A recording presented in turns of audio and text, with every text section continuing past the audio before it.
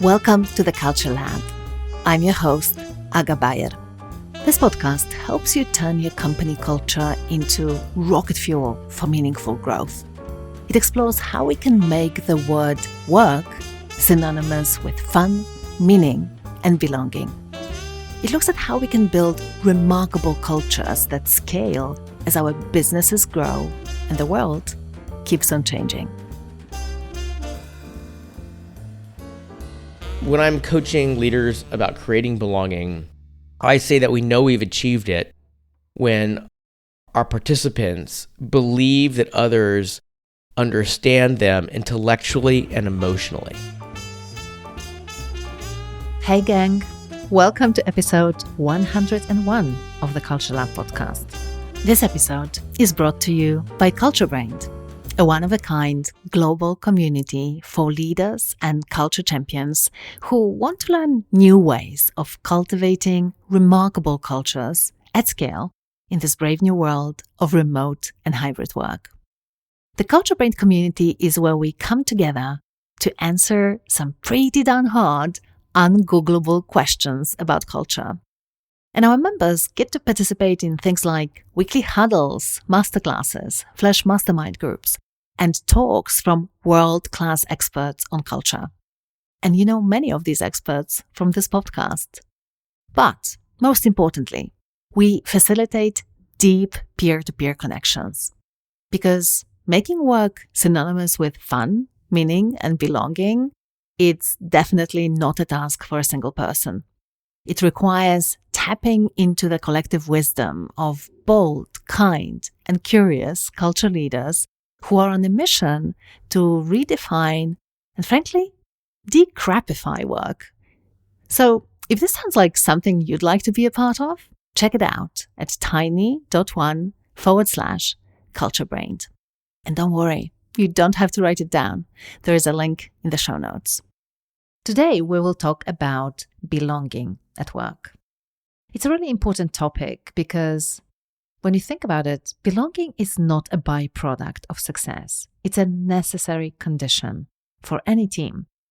And I think that one of the biggest threats to exceptional performance and to innovation, it must be the failure to cultivate belonging at work.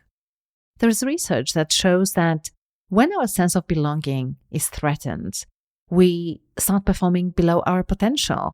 We feel worse about ourselves. We behave impulsively. We lash out, and frankly, we can be quite a pain to work with. And it's not surprising when you realize that the experience of feeling excluded, it's similar to physical pain. It activates the same neural networks in our brains. Psychologists call it social pain. So we are as motivated to avoid this pain as we are motivated to avoid getting eaten by a lion. So as a passionate community builder, I've always been super interested in how to nurture belonging, and I followed our guest's work for years. And a lot of what I know about how to nurture successful communities, it comes from him. So who is my guest today? It's Charles Vogl, and he has really interesting background. He studied spiritual traditions, ethics, and business at Yale, and then as a young man, he served in the US Peace Corps in sub-Saharan Africa. And there he worked on justice for human rights abuse and providing rural health care for his host village. As he says, this experience taught him the importance of how to bring people together around shared values and shared purpose.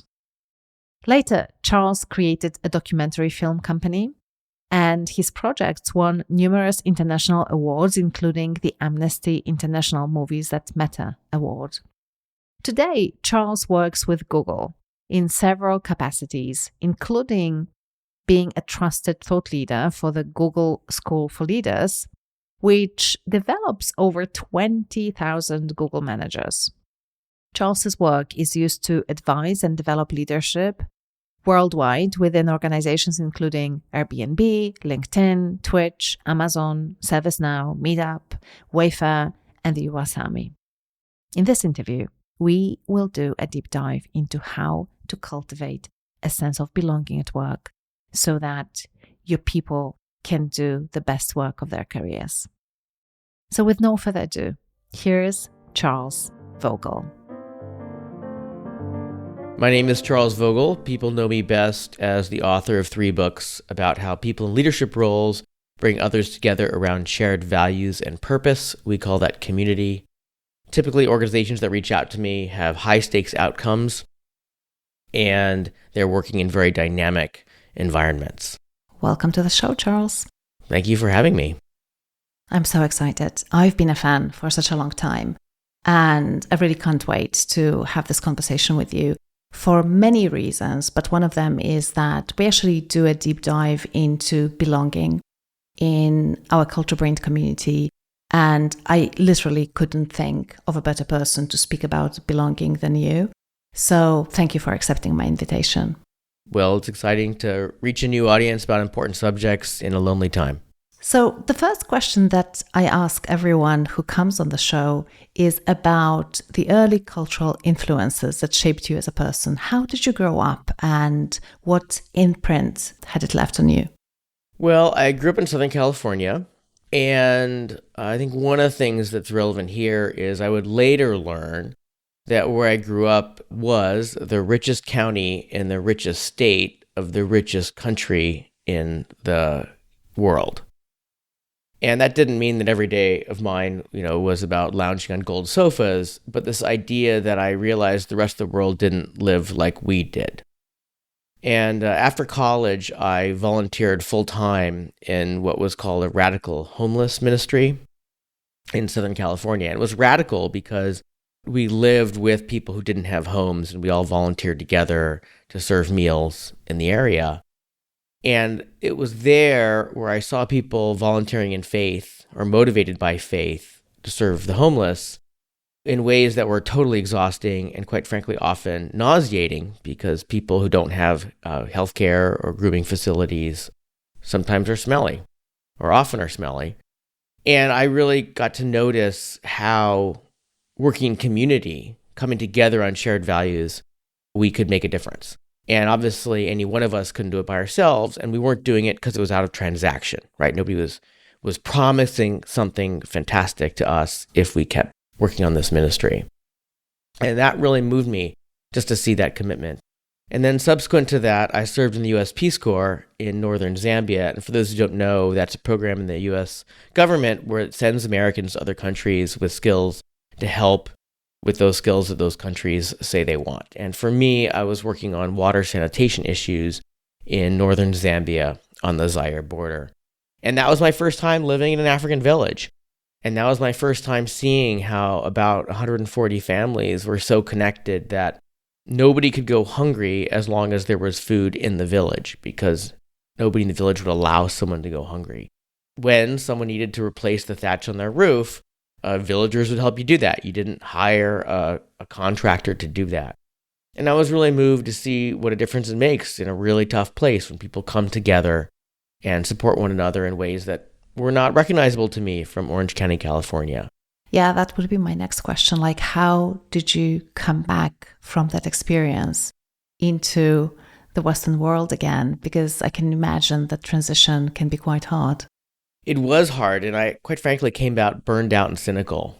My best friend was kidnapped by the local authorities because I was looking for the funds that had been committed for a clinic in my village, to build the clinic, and the government officials who had taken the money didn't want me to find it, and they were unwilling to kidnap me as a U.S. citizen, so they kidnapped my best friend as a strong signal. And he was beaten for some days, and then when I sent money that was used as bribe money, he then walked back to our village 100 kilometers. And I went to go work on finding some kind of justice for this human rights abuses and the suppression going on in our village and the whole area. And I totally failed. And I came back in that way where I wanted to go and change the world when I left the Peace Corps, or at least make a difference somewhere, and came back thinking I didn't. I'll just share with you now that years later, I was contacted through social media with some people from my village and found out that things that I had worked on did come to fruition. And I had made a difference. In fact, that clinic did open years later. That's so wonderful. But I didn't know that coming back in my 20s. And I came out burned out and cynical. And it would be years later where a mentor of mine explained that I had been working on a Superman type strategy where I was trying to become smart and learn a lot of things and work really hard and make a difference. That was never going to make the kind of difference I wanted to make. What I had to get good at was inviting other people to join me by inviting them to act out on their values and purpose together. Yeah. And it was when I started learning to do that, having already spent years trying to work really hard, that my work started gaining real attention and making a real difference. Yeah, absolutely. When I listen to you, two things come up for me. The first one is just I want to comment. It's interesting to me to hear you say my village still to this day. Do you want to comment on it? Well, I stay in my village because I lived there and I was included as a part of it. And the name of the village is Lupasoshi. And there's a village headman there in the village. He and the other elders of the village literally did everything they could to welcome me. And I'll tell you, I was in culture shock because I was literally dropped off in a village at one day. And I was struggling with the language, although eventually I would become conversant. I was still struggling with it. And I'll tell you, the villagers, my neighbors, had done everything they could to make me welcome, including bring me food and show me how to get water. And there were teenagers that would help me do the chores that I didn't know how to do. At one point, I realized that I wasn't meeting enough people because the culture shock, it was so overwhelming that I was largely hiding in my little mud house. And so I just decided that every day I would go to one family and sit in their hut. It's called an ensaka. It's a hut without walls that you can cook in and sit in and drink in. And I would just go sit in somebody's ensaka for 1 hour a day just to be close to a family. And if I did that where I live now in Berkeley, California, and I just walked up to someone's home and didn't speak the language and sat in their porch and just sat there for an hour while they made dinner, that would be really weird, and some of them would call the police. Yeah. But in my village, I did that. Every family welcomed me and was happy to see me there and shared whatever food they had, offered their kids for me to play with. And that's the kind of welcome that I had. They knew that I didn't speak the language well, and they knew I didn't know their customs, and they knew who I was because everybody knew who I was, and everybody welcomed me all the time. And I wish all of us experienced that all the time wherever we lived. And I wonder if we can continue from this with your definition of belonging, because I can only imagine that the way you define belonging has a lot to do with that experience. Do you have one? And if yes, what is it? I don't have a pithy interpretation of belonging. When I'm coaching leaders about creating belonging, I say that we know we've achieved it when our participants believe that others understand them intellectually and emotionally. So they understand who we are at an intellectual level. I'm Charles, I live in California, I write books, I do this thing. And then emotionally, what are the things that I'm going through right now that I'm wrestling with or that I'm proud of? So they understand me intellectually and emotionally. And that's for the purposes of my work, that's when we hit belonging. With that said, I know there's an entire professional world of DEI, and they have their own definitions, and I don't want to pretend I have a better definition than they use in their work. Sure. But I think it's such an interesting thing when you talk about your experience and basically being welcome to just participate in people's lives. And I think there is this really deeply human acceptance of other human beings that is probably inherent to our nature that we unlearned at some point in our evolution or civilization. I think that that's probably that piece around creating a space where you can understand the other person, as you say, intellectually and emotionally, because it does take time and it does take experiences that you share together. Would you say that this resonates with your experience? Well, the experiences tell us that that connection is happening. And the only way we can have those experiences is that somebody creates contexts where we can have those experiences. And I can't speak to where you live because I don't visit you, but I can say in the United States that we have this debt of context happening where people can have these intimate experiences where they can perceive that they're connecting. And one of the things that I coach leadership on is we know that the connection happens not in the big rooms, be they concerts or lectures or celebrations. The experiences that help us feel connected are intimate. And in my work, we call those campfire experiences simply because we know that people can recognize, oh, I've had an experience around a campfire where I left, I felt more connected to those people than before. And we want leaders to understand how they can create that without hauling in logs and burning them.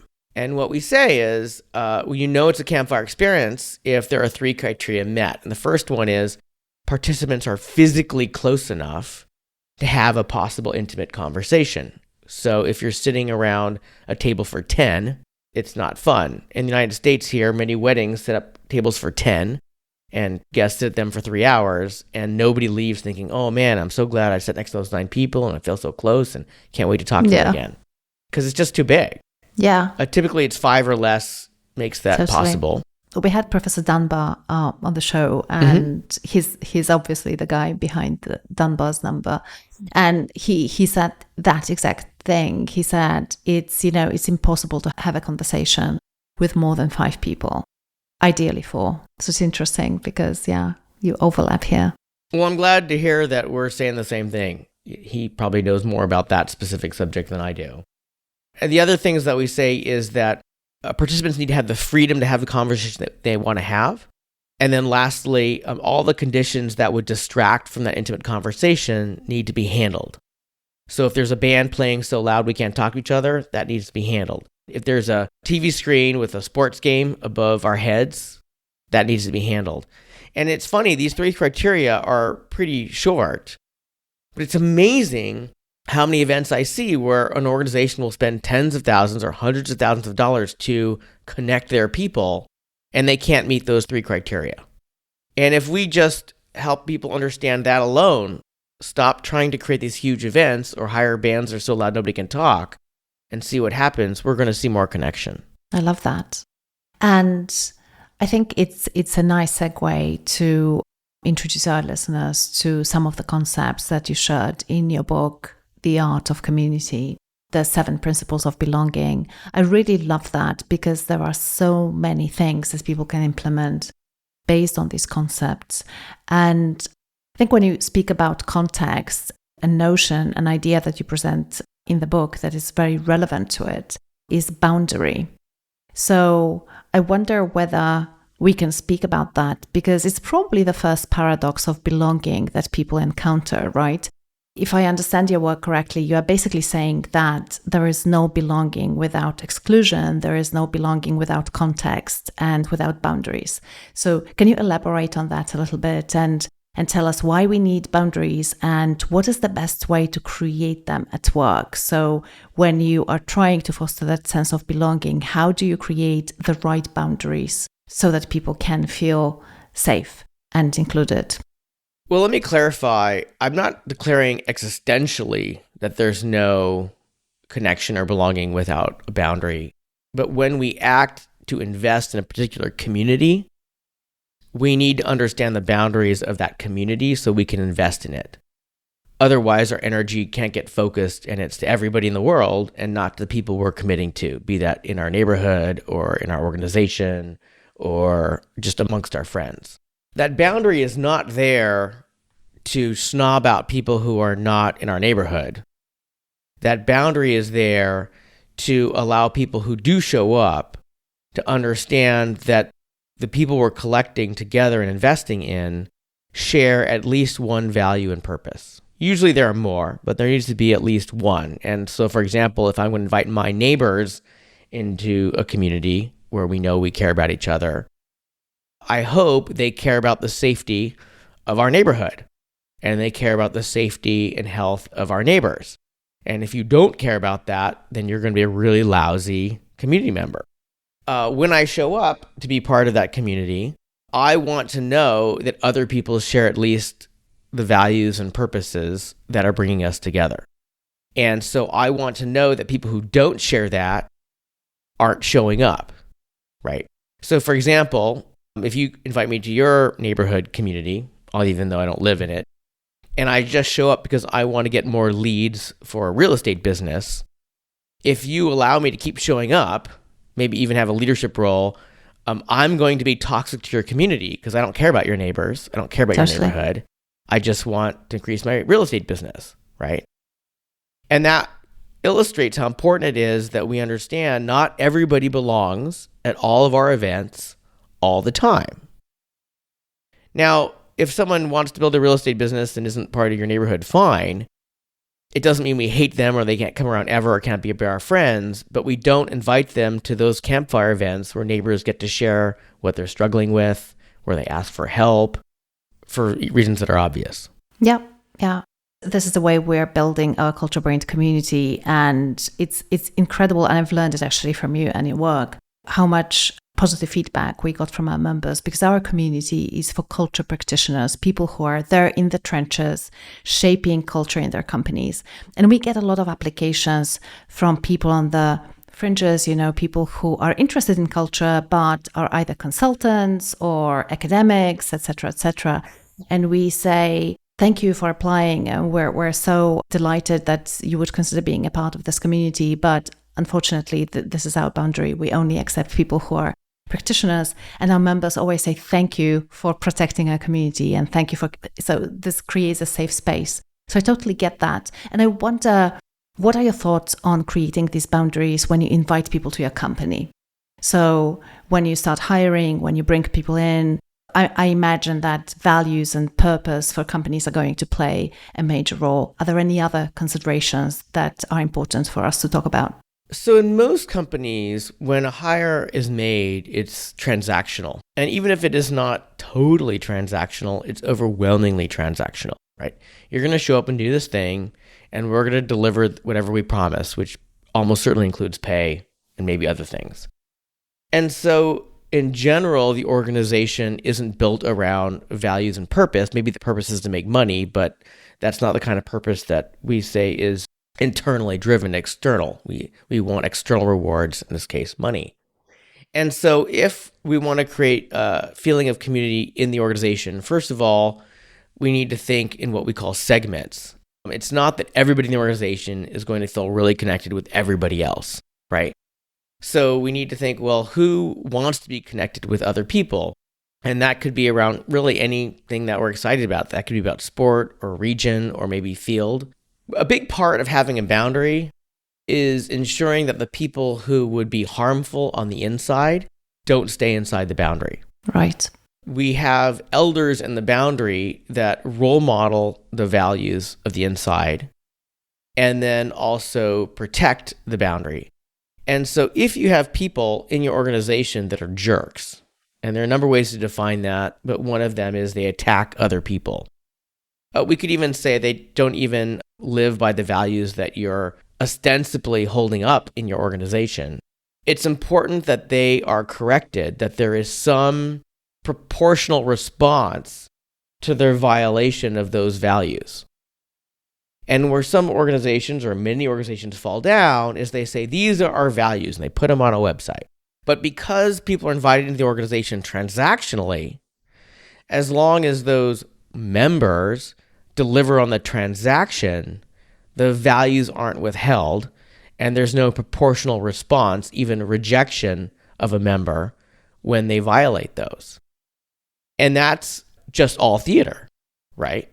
And when your members, in this case, perhaps employees, and it could be vendors, when they recognize that it's theater, they know that there's no real community or effort or safe place to have community because it's just words on a website. So the way you can think about this organization is, who is violating the values you state are important? First, you got to know what those values are, and then enforce them at some level instead of pretending otherwise. And we see that very, very often. Yeah. And I wonder, what are your thoughts around the questions that arise from this whole conversation about inclusion, diversity? Because very often, when you think about culture and how you can recruit people who are aligned with your values, very often you hear this phrase, culture fit or values fit.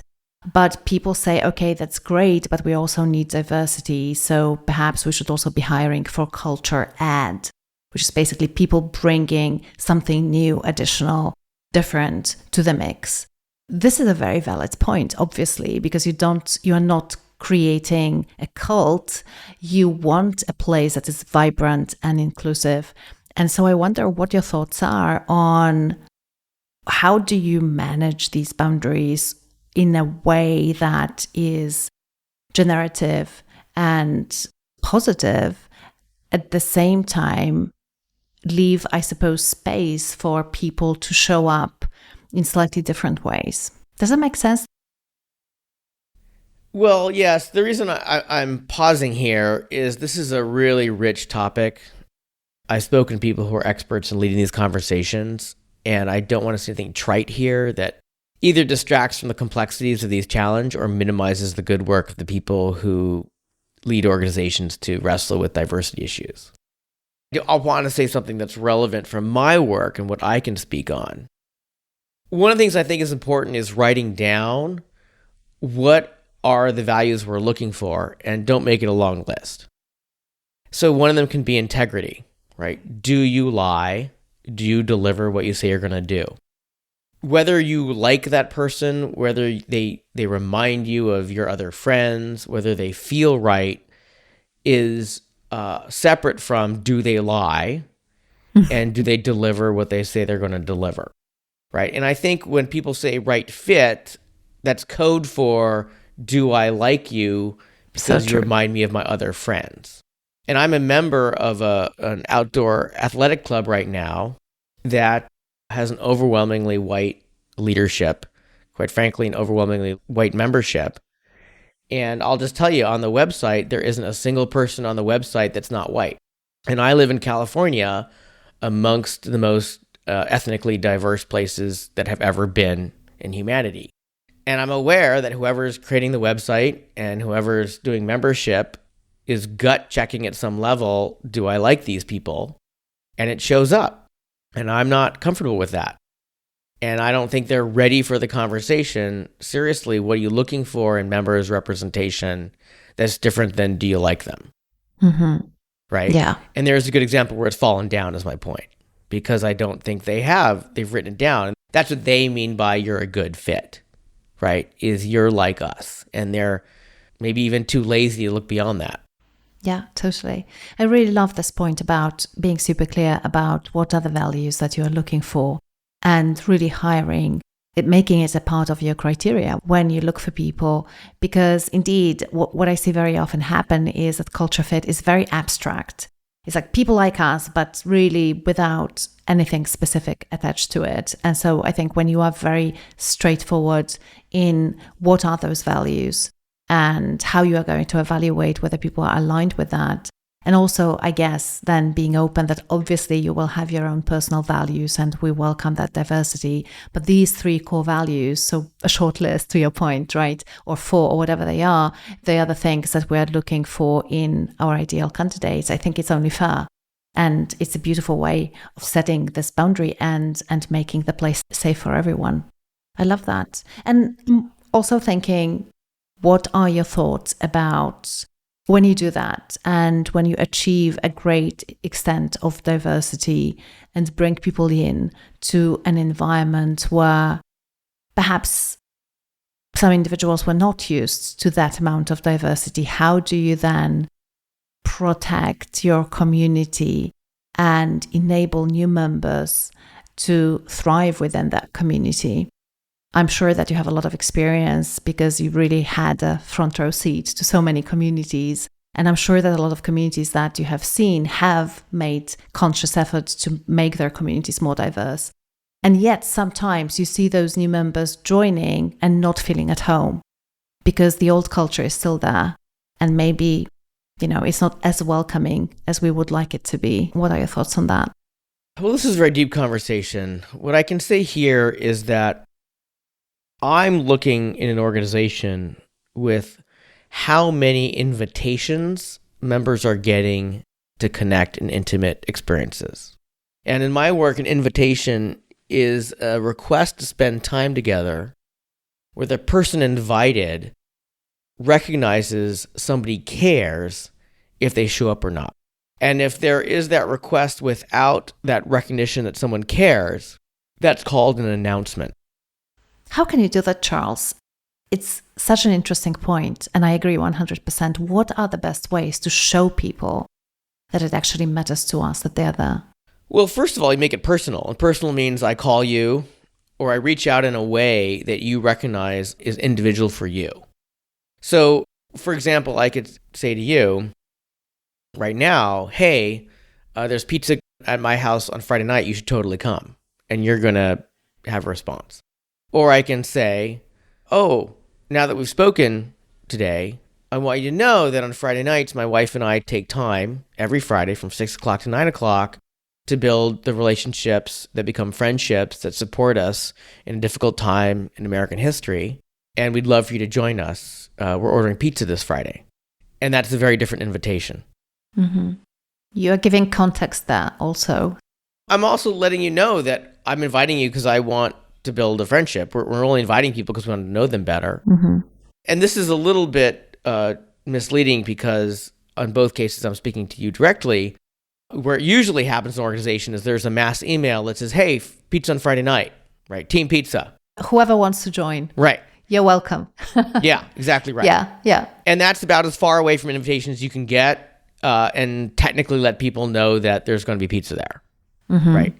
And that's not a parody. That's actually how people do it. Totally. Mm-hmm. I've been approached by 3 different schools that have asked me, how do we get our parents more involved in the school? And I don't know. And so I ask, what are you inviting them to? And they say, well, in October, we send a mass email out telling the parents to come to our fundraiser in November. Oh, I love it. And you're laughing because it's totally laughable. What's the turnout? They're inviting the parents to largely nothing. They're announcing that we want their money, right? Mm-hmm. And then they're asking an expert, how do we get them more involved? Well, look, let's start with invitations. So when you say, how do we help people become more connected and feel belonging? Well, make sure they're getting invited to something. I was advising a very, very famous tech company you've heard of, a very, very famous, powerful company. And one of the executives told me that when she started at the company, in a company with well over 50,000 employees, exactly one person invited her to share dinner after she was hired as an executive of this company. One. Wow. And she shared this within a workshop I was leading. And she shared how that one dinner with that colleague radically changed her relationship with the whole company. And we were speaking earlier about campfire experiences. Someone finally invited her to a campfire experience over dinner. And that one intimate experience changed the relationship with her colleagues, right? Well, this is a company with well over 50,000 employees. What would have happened if 3 people had invited her to share a meal, right? Not with an agenda, but just to share a meal with someone they're going to spend a lot of time with, and their future together is going to be connected. Well, we both know the answer is, wow, it would have been even better, right?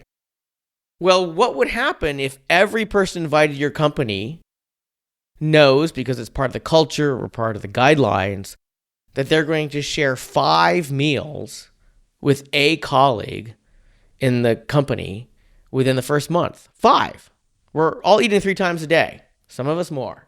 And I don't think that's an unreasonable number. But the point is, you can imagine how at the end of 4 weeks, if everybody knows they have some percentage of 5 people to call for help, right? Everything changes. Totally. And let me touch on this. You said how much you admire the first book and those 7 principles, and God bless you. And thanks for sharing them. I like to let people who are engaging them understand that if we use those principles and if we're successful, the kind of success that I hope we have is actually very humble. And that is, I hope that everybody we know, maybe even everybody we're investing to connect, at the end of the day, just has 5 what I call 3 a.m. friends. 5 friends that if we have an emergency at 3 a.m., if we don't call them for help, they'll get mad. Yeah. And I know there are people in your life that if their house starts flooding from a burst pipe at 3 a.m. and they don't call you for warm clothes or a place to sleep, that you're going to be upset. Am I right? Yeah. Right. I know everything would be changed if everybody we know has 5 3 a.m. friends. And I know that in the United States, we don't. Yeah. Yeah. And it's very easy to complicate what success looks like. But simplifying it, simplifying is way more powerful. Yeah. Yeah. Marissa King out of Yale has written extensively about how having a friend at work is the silver bullet of a lot of challenges for organizations. Absenteeism, mistakes. Increases engagement. Yeah, all kinds of stuff, right? Yeah. And so we can talk what we want about building a community, and if it helps, great. But we can just remember, if we just help the people who show up around us make friends, we are releasing silver bullets on all kinds of problems that organizations spend billions of dollars on. Yeah, totally. And, this conversation about having people be invited by their colleagues to dinner when they join the company, it kind of leads us into the second principle, initiation, when people join the community. And I wonder, especially these days when so many people have and are still being onboarded remotely, virtually, and people are working remotely or in a hybrid setup, what are the practices, onboarding practices that you've seen in companies that you particularly like and you believe are really effective when it comes to powerful initiation? Well, frankly, I don't learn of very many powerful initiation practices, which is one reason why I write about it. I've seen some really lukewarm, silly ones. And I think that in a desert, a little bit of water makes a big difference, but they're not that powerful. I'll just say in the military, and I have spoken with military leaders about my work, the military, of course, famously has a lot of initiations, and they can be very, very powerful, right? Where a group of soldiers will do something together that they do that acknowledges someone has joined the team. Yeah. Right? Even jumping out of aircraft sometimes. Obviously, being handed a symbol, and that can be a patch from an elder acknowledging that someone has crossed over a line, a boundary, can be really powerful. There are shared meals that can be very powerful. I know that for me, when I became an author with my publisher, my particular publisher, Barrett Kohler, has a ritual that the new author is invited to the headquarters and at one time, and exactly one time, is given 1 hour to talk about that author's work to the very people who will spend their waking time sharing that work with the world. And we speak for, I think, 25 minutes, and then there's about a half hour of Q&A. But the idea is we physically meet the people who are doing the work to share that work. And in that visit, a little pin with the logo of the publisher is handed to the author, and it's made clear to us that the only people who get these pins are the authors of the publisher. And so in some ways, we've now earned the right to get that pin. The pin is small, it is not expensive, it's not made out of precious metals, but it lets a thinker know, starting now, everyone here thinks that your work is worthy of our attention and good name. Yeah. And it's a fantastic ritual, different from an email that says, congratulations, it's all done, the book's going out. Yeah.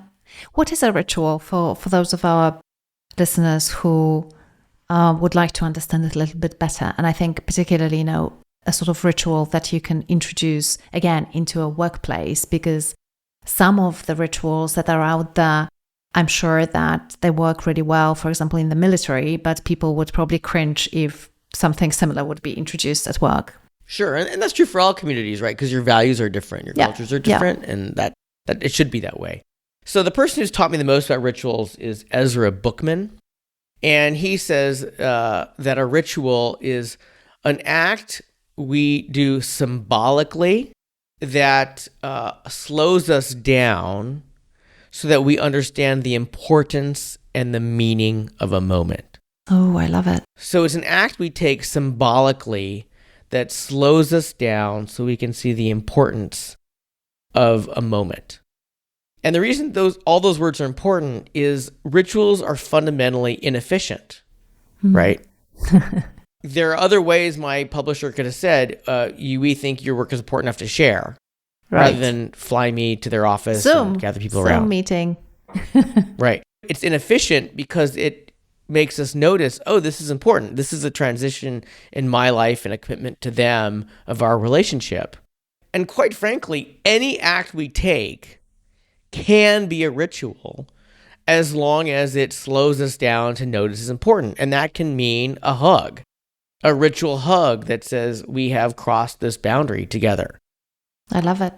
I love this definition. I think it's so helpful to think about it this way, because tactical advice, do this, do that, or I've seen a company do those things will probably not be relevant to everyone. But having that as a principle, how can we slow down so that we can make something meaningful and just help people to transition in important moments, etc., etc. I love it. And it makes me think also of a couple of other elements or principles of belonging that you mentioned. One is symbols. You've mentioned the pin, and I'm sure that there are other symbols. And again, I think, this is one of those things, if you get it right, it can be super powerful, but sometimes it can also be cheesy. So I would love to hear your thoughts around that.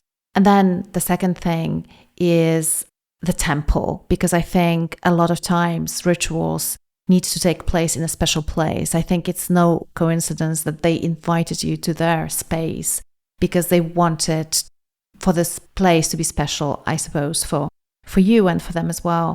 So yeah, let's talk a little bit about that. Give me your thoughts on symbols at work and why is temple important? So a symbol is an object that represents shared values and a relationship. It represents our connection. And just like a ritual, I said anything we do can be a ritual as long as it slows us down and lets us see the importance of something, of a moment. Anything can be a symbol. It can be a practical thing like a pen, or it can be something that's not practical like a banner.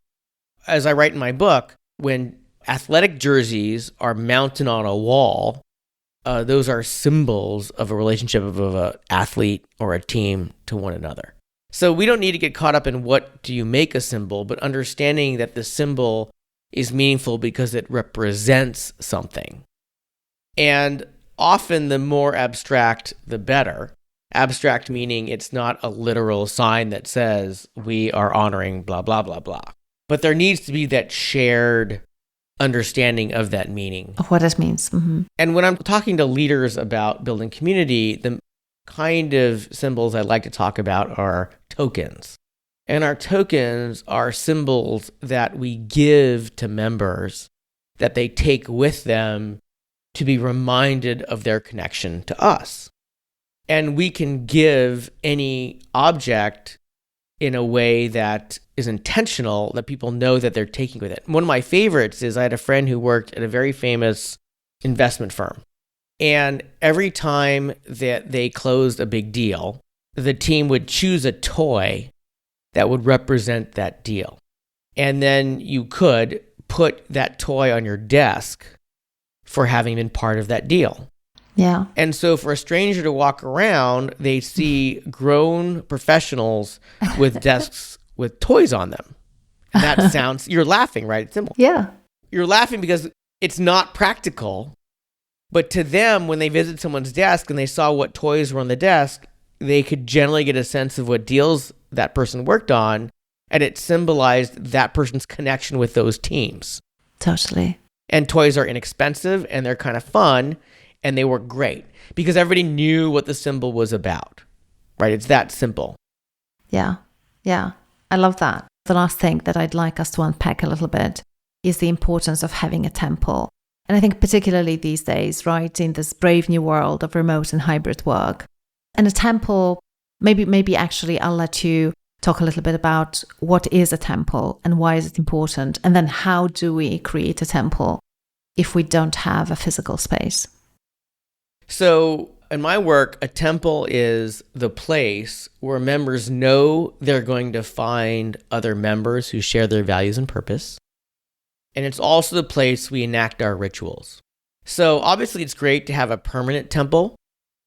Many organizations have headquarters, and there are conference rooms and there are auditoriums where important meetings take place, and that's great. And there are ways to enhance those spaces as a temple where people are connecting and feeling its importance.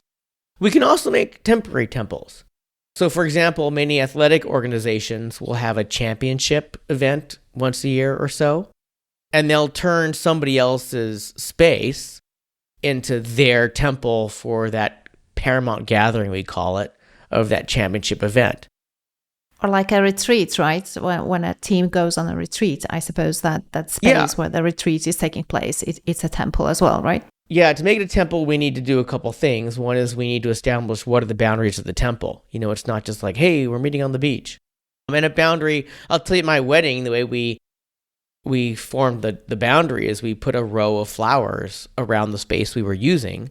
And what that meant was everybody participating had to step over that row of flowers and know they were entering a sacred space, as opposed to like, oh yeah, we're meeting over here. Speaking of symbols, nice, I love it. Yeah, exactly right. We wanted to make sure there was a boundary. Another way we know it's a temple is only people that we want in the temple who are connected to what we're doing are invited in, right? That's why we don't do it, in the middle of a mall. Right. It's not a temple if you're just doing it in the middle of a mall.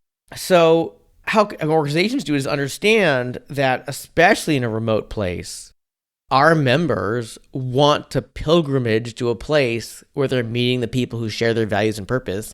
And that can be putting in long hours and long days to achieve important outcomes. I work with educators, and God almighty, they put in long hours. And God almighty, they want to spend time with people who are that committed to education. And I work with tech firms that are in really dynamic spaces, and they're working crazy hours. And they also want to gather with people who care about the challenges that they're taking on and putting in those hours. So we need to understand that even if we're not investing in office space as we were pre-pandemic, there needs to be investment in bringing people into a place where they can connect, and not just buying them a dinner, in a town where there's a conference type thing. And then as far as making that temple special, the easiest way to do it is to make sure that there are rituals that you can enact. And I don't want people to think these have to be elaborate or involve robes or fire or chanting. None of that. Thank God. Everybody in your organization is maturing and changing. You're maturing and changing. And when we're in community, we want other members to recognize how we're maturing and changing. And one of the things that rituals can do is give us a moment where we let others know we see you are changing. You are now a parent. You are now differently credentialed. You now got through a really important time in our field and know more. And those are called rites of passage, right? Mm-hmm. You go from being not a parent to a parent. You have changed into something new. And every organization is full of people who are changing. And it's not very difficult to bring people together and find ways of honoring how they're changing that powerfully lands for people. And you don't have to invent it yourself. There are ritualists. Ezra Bookman is one of the people I turn to when I need advice on that, who can help you design that, and it can have a lasting impact on a team of people. So we're going to put a link to his website, or if you can provide that for anyone who would be interested to reach out and get some help if you need some help around designing rituals. This is really helpful. And so what I understand from what you have shared, Charles, is that if your team works remotely, you will still want to create spaces, and I'm hearing ideally probably in person, from time to time to come together and bring people in a space so that you can perform these rituals and allow them to have these campfire connections and conversations, right? And if that's not possible, then what? Well, scheduling time online where the campfire criteria are met is really important, because if you remember, the second criteria of the campfire principle is give people a permission to have the conversation they want to have. And usually online time is spent fulfilling an agenda. And there's nothing wrong with filling an agenda. It just doesn't give us time for the campfire experience that allows that connection. And then I've noticed when organizations want to schedule time for people to be connected, they'll call it something like a happy hour or something. Mm-hmm. And they'll dump too many people into a virtual room and hope it's fun. Well, the first criteria of the campfire principle is that you need to be physically close enough for intimate conversation. Well, online, the way that translates, there needs to be few enough people in your room that it can be intimate. And in my experience, anything bigger than 5 is too much. 3 is fantastic. Yeah.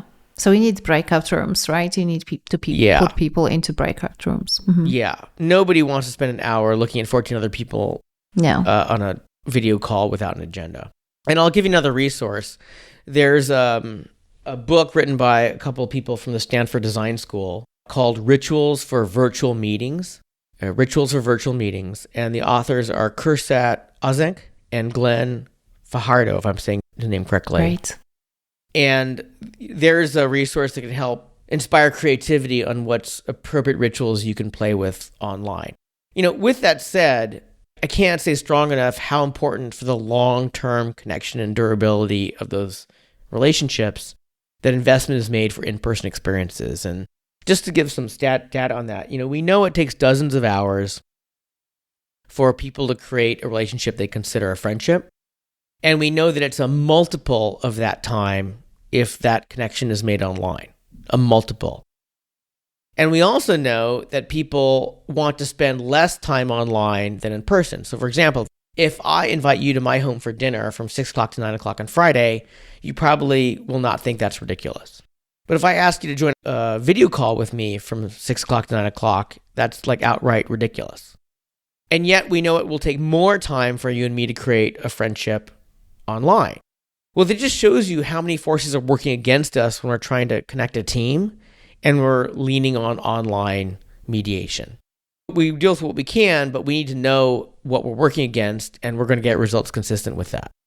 Oh my gosh, I wish we had more time, but I want to be respectful of your time. We only have 3 minutes. So I think we need to shift gears and move into the rapid fire questions segment of the podcast.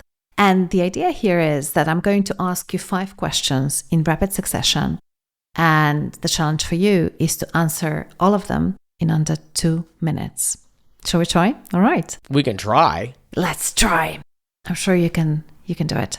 So at CultureBrained, we considered ourselves to be on a mission to make work synonymous with fun, meaning, and belonging. And I want to ask you, what is your number 1 tip to cultivate belonging in the era of remote and hybrid work? Make sure that members are invited to many intimate events, almost certainly involving food, where they get to learn about one another and what's going on in their lives outside of work. Absolutely. And if you do that, everything else will probably largely fall into place. Awesome. What is the sign, or perhaps signs in plural, that a company culture needs some work, or perhaps even a major overhaul? People don't feel safe. They want to get out of there, and they tell their friends not to work there. What company, if any, do you admire for the culture, and why? From what I know about Patagonia, I've been really stunned about how much pride the members of the team have there, how forward they put their values and invest their capital and time consistent with that, and have a lot of pride that they're working for something far more than selling a lot of clothes and making money. What books on culture, on leadership, philosophy, anything really, would you recommend to our listeners? So I think that Marissa King's book, Social Chemistry, is a must-read for anybody who's investing their time in connecting people in an organization. She does a fantastic job synthesizing a lot of research about what makes a difference and the context that we're working in about how people connect and how we're not connecting in our contemporary culture. So that's one. Give us one of your favorite philosophy books, because I think, sometimes you get so much more out of something that is not a business book. And there are so many applications, I guess, in the world of business. So what is your favorite read? It's a classic, I believe, but Trusted Advisor Yeah. is a book I read years and years ago. And it was very influential for me to understand how important it is that those of us who are advising, and I advise, say the things that people don't want to hear. Mm-hmm. And we do it in a skilled way that they can possibly hear it. Right? It's not just important that I say it so I get to say I say it, but that maybe it can make a difference to people who need to hear it. And he really did a fantastic job giving me a rubric that makes me more effective in saying the difficult things. Yeah, totally. And the famous trust equation is as well, which I love. Okay, awesome. So final question. What is one thing that our listeners can do tomorrow to build their own culture lab and start cultivating a culture that will help them and their teams to bring their vision to life? Oh, so simple. Invite, by phone call, 5 people that you want to know better in the organization, know better, and invite them to share a meal or a tea where you learn what they aspire to create now that they are at this place in their career. And note the way I framed that, someone could be on their first week in the field, and that question applies. Or they could have created 3 companies in the field, and that question applies. It's what do they hope to create, or what they aspire to create now that they're at this place in their career. And it's a lot is going on. First of all, you're going to get an invitation. You're going to create a campfire experience, and then you're going to refer to an emotional part of their experience by asking what they hope or aspire to. And then you're also going to be learning about what it is they're creating or committed to in their professional life, and then just listen and see what comes up. And I'm certain if you do that, something extraordinary will come out of that. Oh, I'm feeling excited. I'm going to do it myself and report on the outcomes. Charles, thank you so much for being here. It was really a delight and such a huge pleasure for me to be able to be in this conversation with you.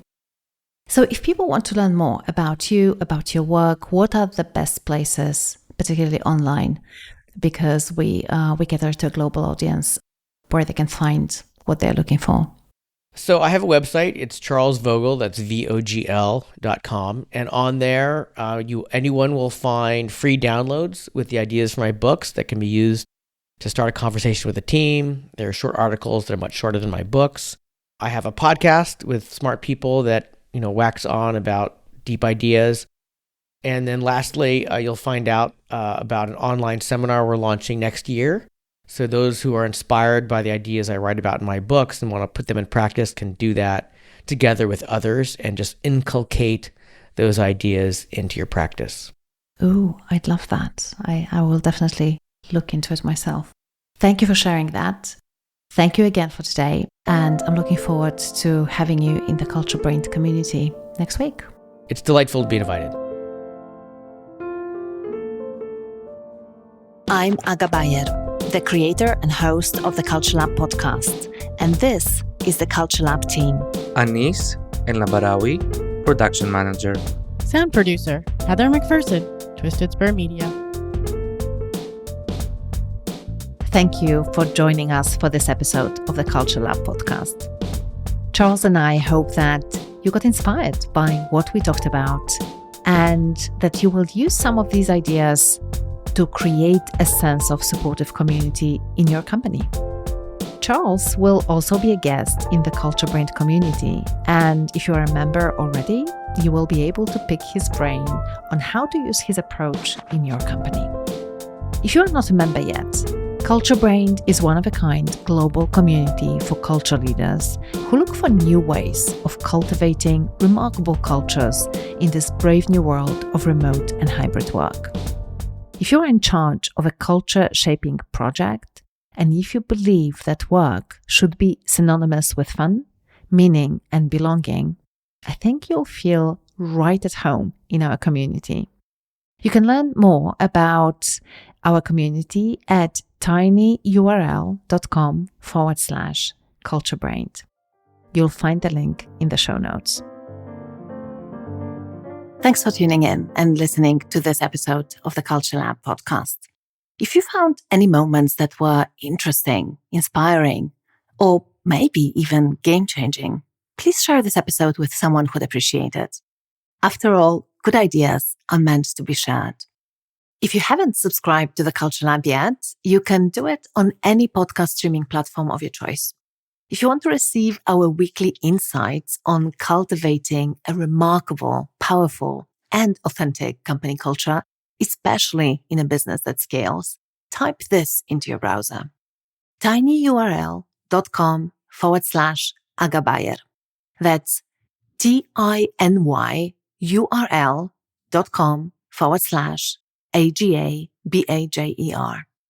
Also, we would be ever so grateful if you could rate and review our podcast on Apple Podcasts or wherever you listen to it. And finally, the entire Culture Lab team and our guests, we are going to continue exploring how we can make the word work synonymous with fun, meaning, and belonging, and how we can build remarkable cultures that scale as our businesses grow and the world keeps on changing. So, what do you want to hear about next? What matters to you? Email us at lindsay@agabajer.com and let us know.